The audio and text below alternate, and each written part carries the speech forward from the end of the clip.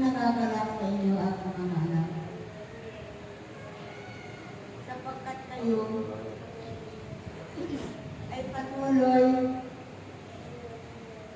na dumadalo sa piging ng Ama.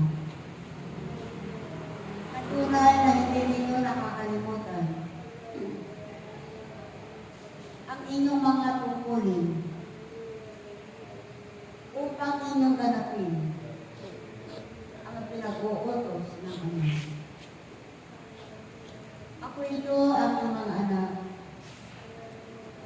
ang inyong mahal na inang Birhen, na lagi ninyong kasama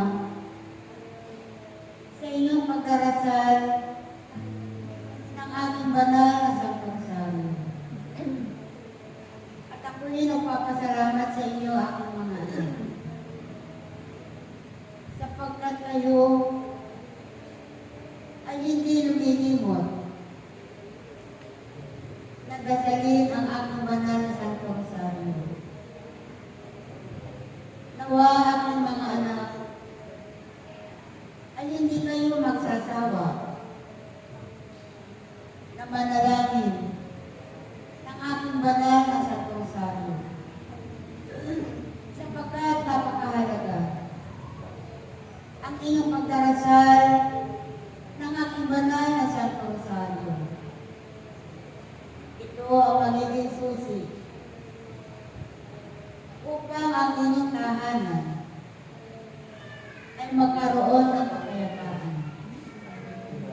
Hindi lamang sa inyong mga tahanan,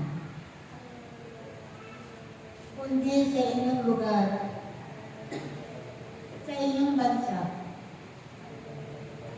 na kung saan ay ito ang nais ng Ama, na kayo ay patuloy na manalangin. Manalangin kayo lagi, aking mga anak,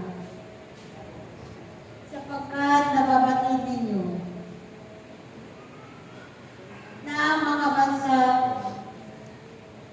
na hindi nakakaisa, hindi nakakasundo, hindi bagkus